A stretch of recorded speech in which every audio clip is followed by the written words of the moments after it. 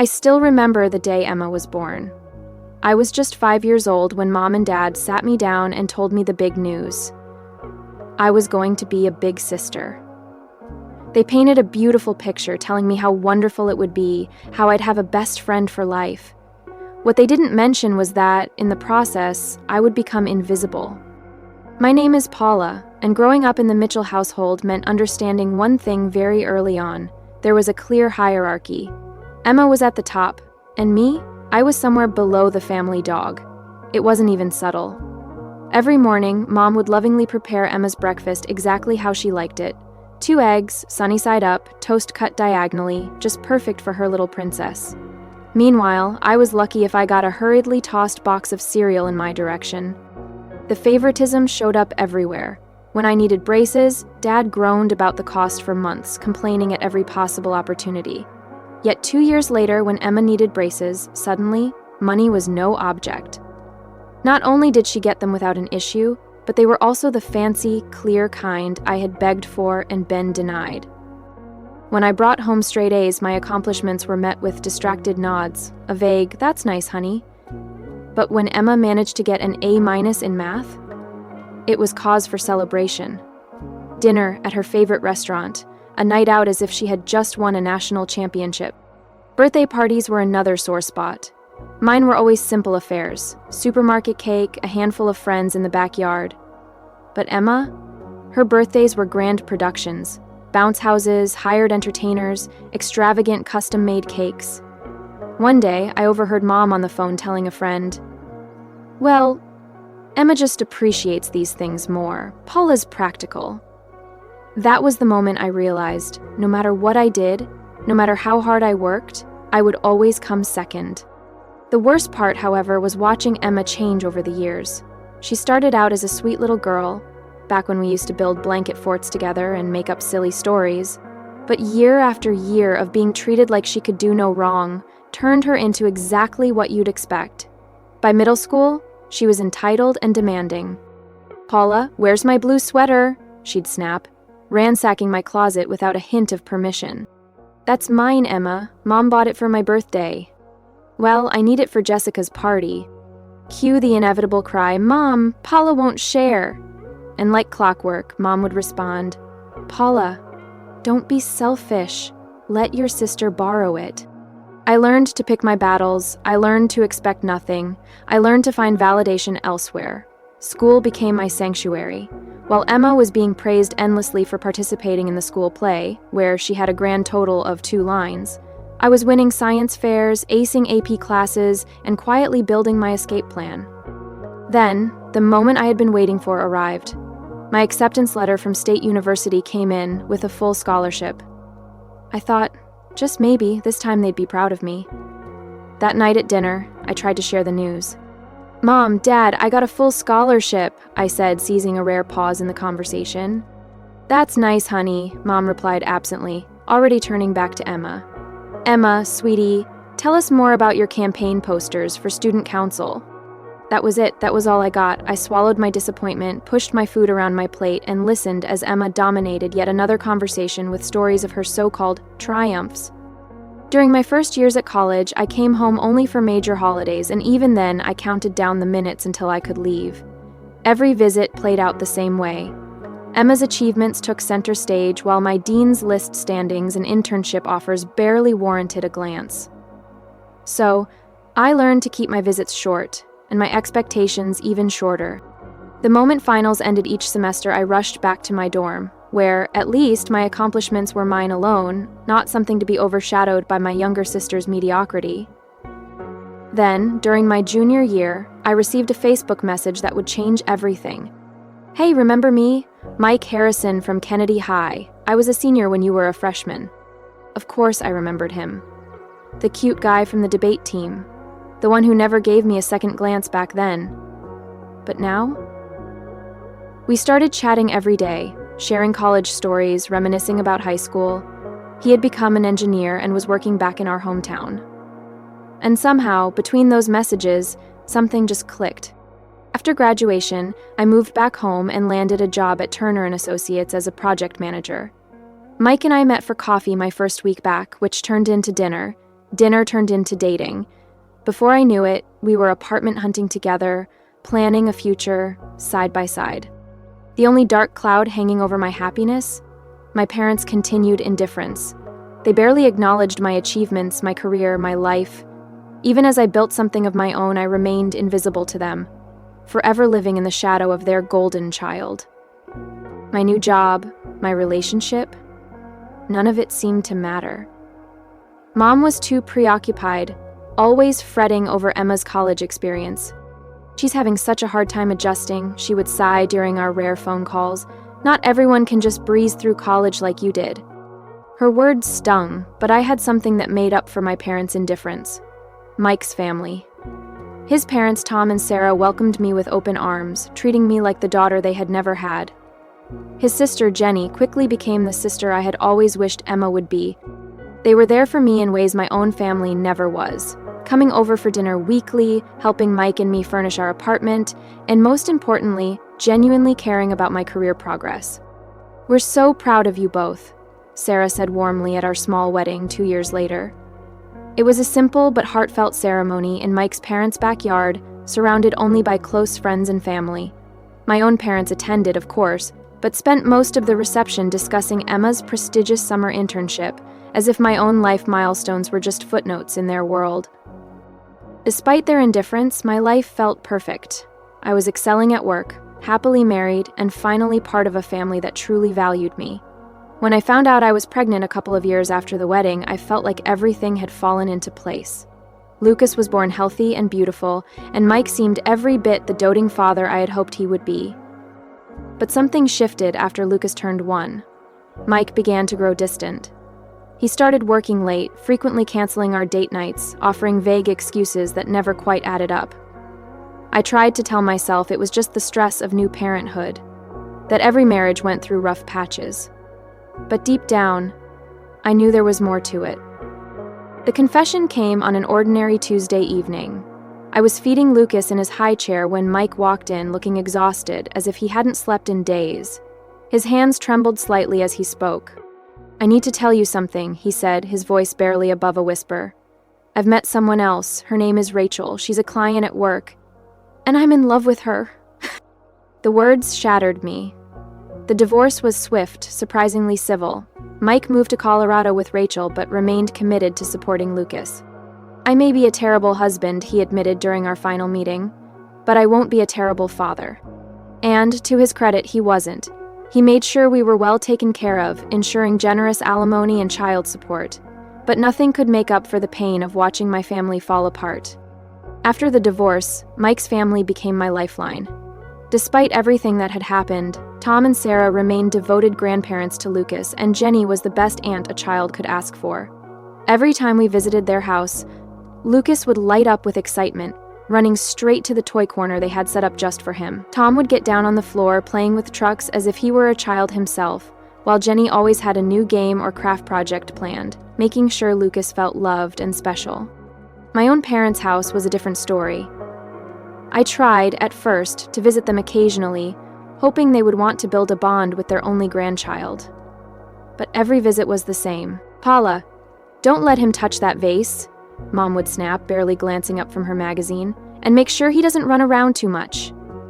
He'll scratch the hardwood floors." Lucas, sensing the cold atmosphere, would cling to my leg, his little face falling.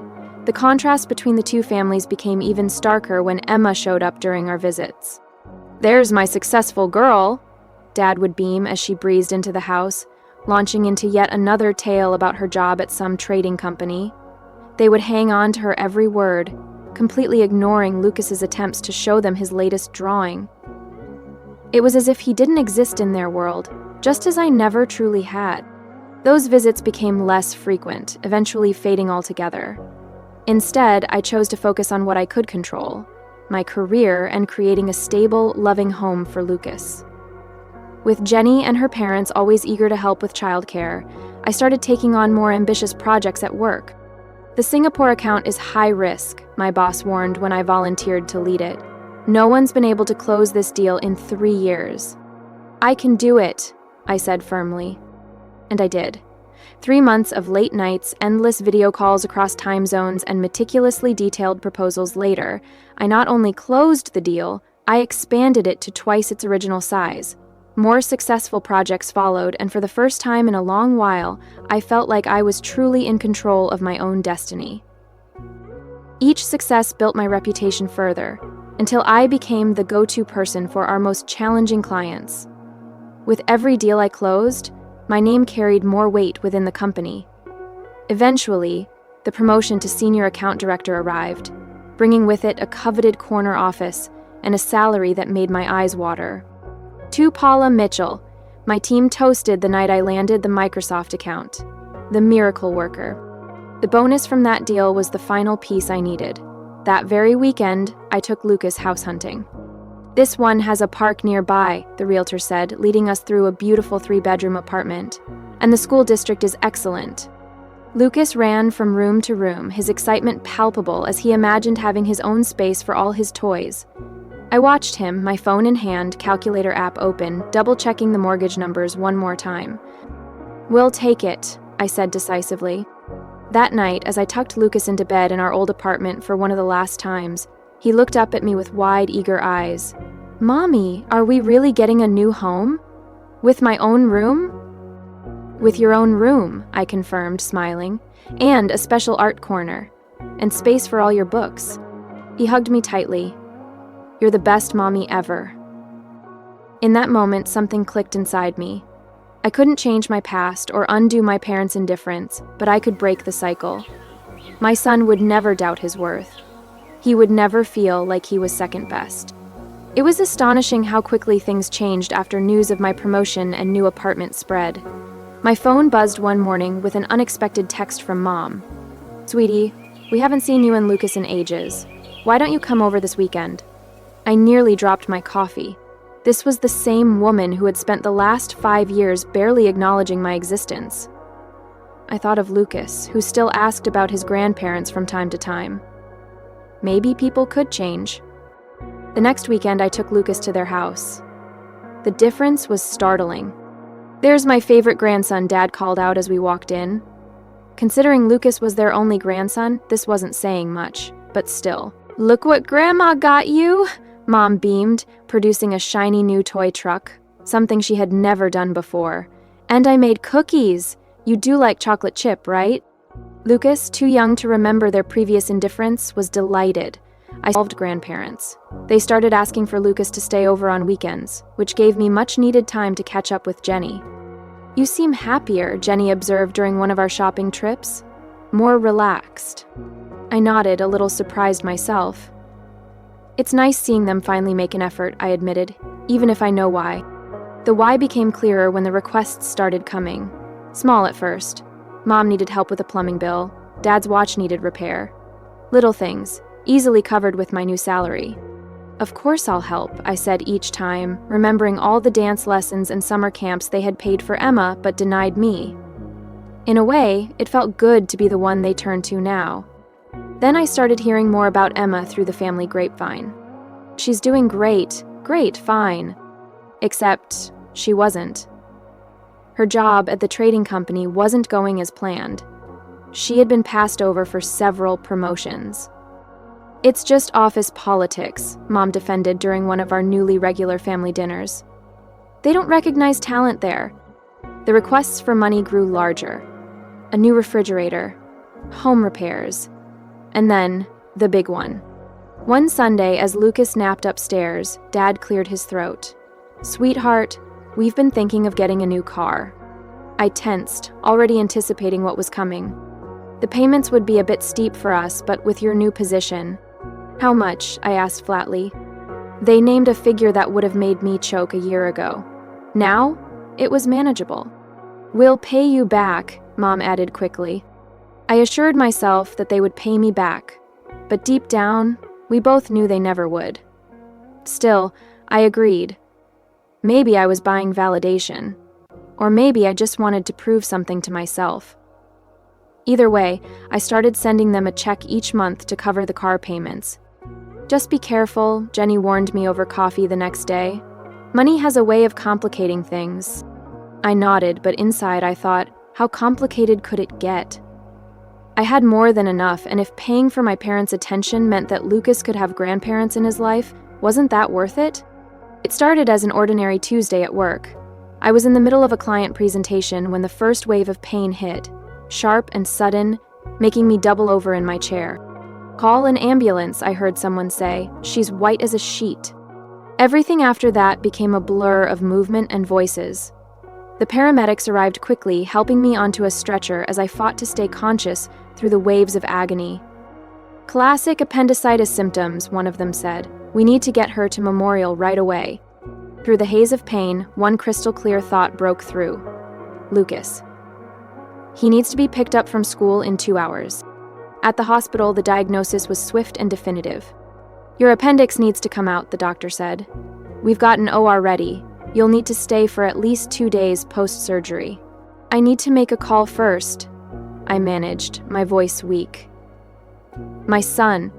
The nurse handed me my phone, and with shaking fingers, I dialed Mom's number. She picked up on the 4th ring. "Mom," I said, trying to keep my voice steady.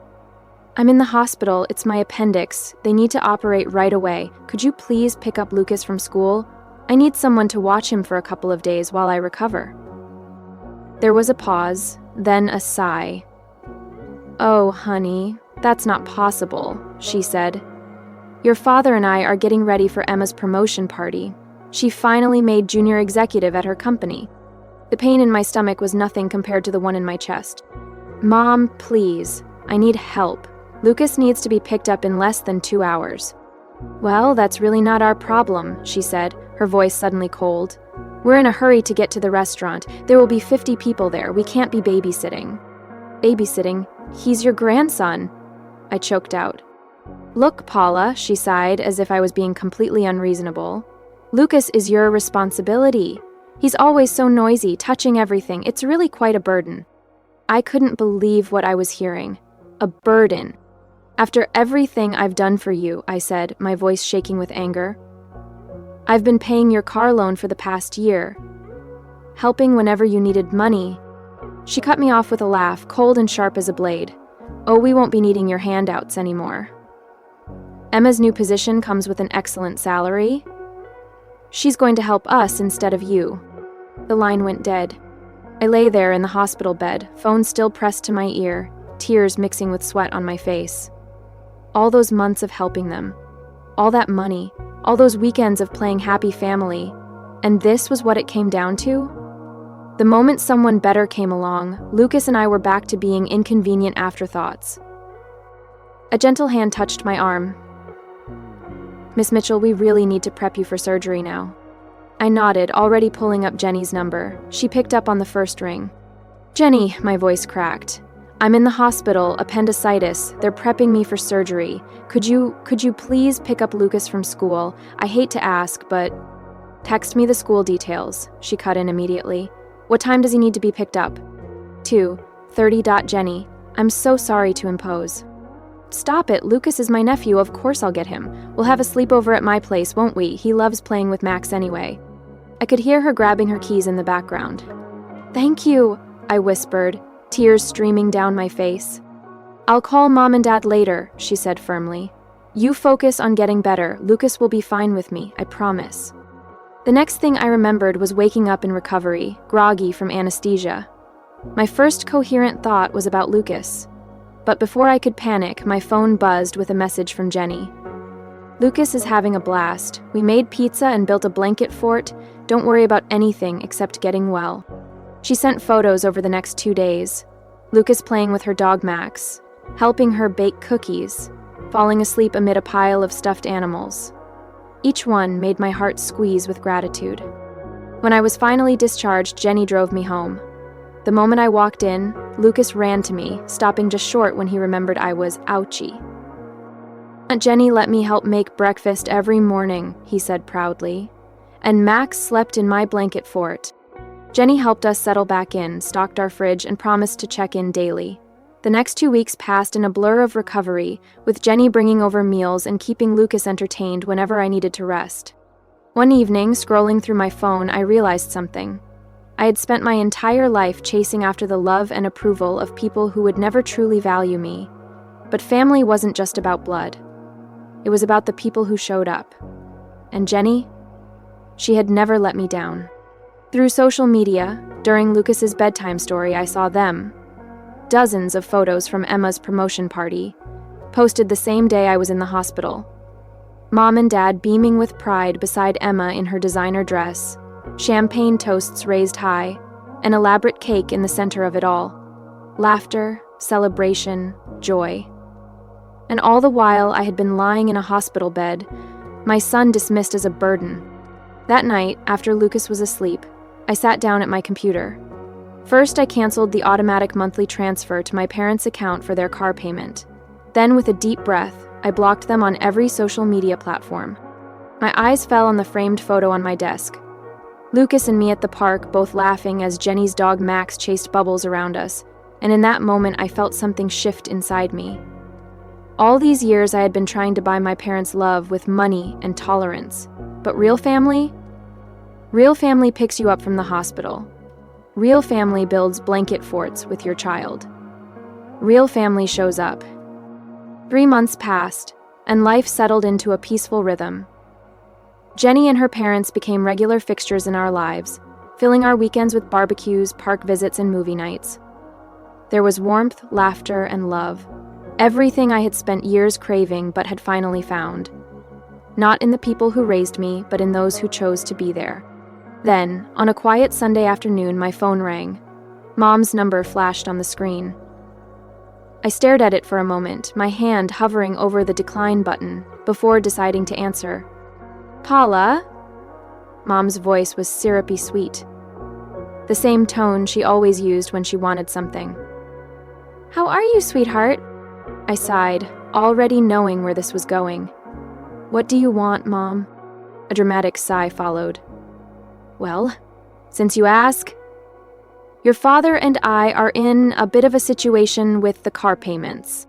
A laugh bubbled up in my chest, bitter and sharp, but I swallowed it down. "Oh?" She hesitated, as if choosing her words carefully.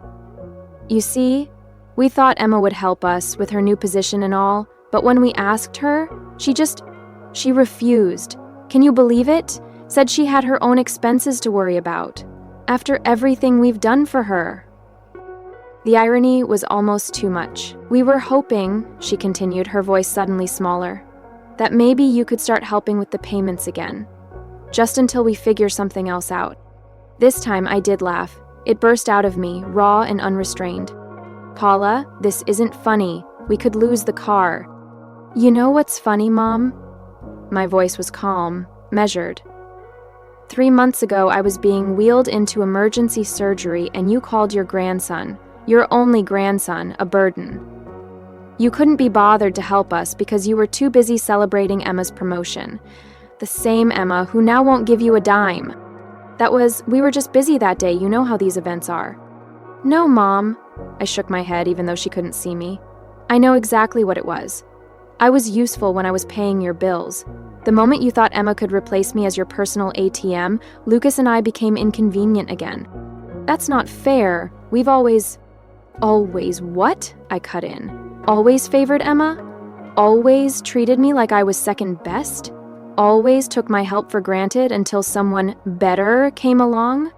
"Paula, please," she tried again, her voice turning pleading. "You called my financial help handouts, remember? Right before you hung up on me when I was in the hospital." Silence. "Well, guess what? The handouts are over. I'm done trying to buy your love. I'm done watching you treat my son like he's less than Emma's designer handbags. I'm done." "But the car..." I cut her off with another laugh, this one lighter, almost free. "Not my problem anymore. Goodbye, Mom." I hung up and blocked her number, then did the same with Dad's. Through the open window, I could hear Lucas giggling in the backyard as he played with Jenny and Max. Real laughter, real love, real family. The calls started coming in waves, first from Mom's phone, then Dad's. When I didn't answer, the voicemails ranged from tearful pleas to angry demands. The text messages weren't any better. "Paula, please. We're your parents. This is so selfish of you. We'll lose the car because of you." Each message only confirmed that I had made the right decision. Not one of them mentioned Lucas. Not one expressed regret for how they had treated us. It was all about them, their needs, their car, their feelings. After a week of this, I'd had enough. I blocked their numbers completely, set up email filters to send their messages straight to trash, and, for the first time in my life, I felt like I could breathe. "You okay?" Jenny asked one Sunday afternoon as we watched Lucas and Max chase each other around her parents' backyard. Tom was at the grill, and Sarah was setting up the patio table for our weekly family dinner. "You know what?" I accepted the lemonade she offered with a smile. "I really am. I keep waiting to feel guilty or sad," I admitted, "but mostly, I just feel free." She squeezed my hand. "You gave them more chances than they deserved." "Sometimes," I murmured, watching Tom abandon the grill to help Lucas perfect his frisbee throw. "The healthiest thing you can do is walk away." This was what family should be. People who show up, not just for the good times, but for the hospital runs and school pickups too. These days, I don't know if my parents still have their car or if Emma finally stepped up to help them.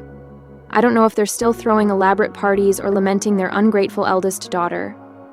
I don't check their social media, don't ask mutual acquaintances about them, don't drive by their house when I'm in the neighborhood. What I do know is this: Lucas has never asked about them since that day. Children are intuitive, they know who truly loves them. He has grandparents who never miss a school play, an aunt who builds blanket forts with him, and a mom who finally learned that love shouldn't come with conditions. Last week, Lucas brought home a family tree project from school. He had drawn Tom and Sarah right next to me, with Jenny and Max nearby. His father had a small branch of his own. We've kept things cordial, with regular video calls and holiday visits. But my parents and Emma weren't on the paper at all. "Is this okay, Mommy?" he asked, showing me his work. "Miss Johnson said family trees usually have more people, but I told her these are the only ones we need." I hung his drawing on the fridge, right next to the photo from his last birthday party. All of us around the cake, genuine smiles on every face. "It's perfect, baby," I told him. "Absolutely perfect." If there's one thing I've learned from my journey, it's this: family is not defined by blood, but by love, respect, and the willingness to show up when it truly matters. For years, I chased after my parents' approval, convincing myself that if I worked harder, gave more, and remained patient, they would finally see my worth. I excused their favoritism, their neglect, and the countless times they left me out. I thought that loyalty meant enduring mistreatment in the name of family. But I was wrong. The truth is, love should never be conditional. It should never come at the cost of your self-respect, your happiness, or your dignity. If you find yourself constantly bending over backward for people who only take and never give, it's time to ask yourself, are they truly your family? Or are they simply people who happen to share your last name? I know how hard it is to walk away. The guilt, the doubt, the fear of being alone. It can be overwhelming. But I promise you this: choosing yourself does not mean choosing loneliness. It means making space for the people who truly care, the ones who celebrate your successes without jealousy, who support you in your struggles without judgment, and who never make you question your worth. I found my true family in the people who stood by me, not because they had to, but because they wanted to. Jenny, her parents, my friends, even distant relatives who reached out when the truth came to light. These are the people who matter. And now, I no longer grieve the family I lost, because I have built one that is stronger, kinder, and more genuine than I ever thought possible. So if you are in a situation where you feel unseen, unheard, or unappreciated, know this: you do not have to stay. You do not have to keep proving yourself to people who refuse to see your value. You deserve love without conditions. You deserve respect without begging for it. And you deserve to be part of a family, whether chosen or given, that lifts you up, not tears you down. Sometimes the best revenge isn't about getting even, it's about getting free. And once you embrace that freedom, you will never look back.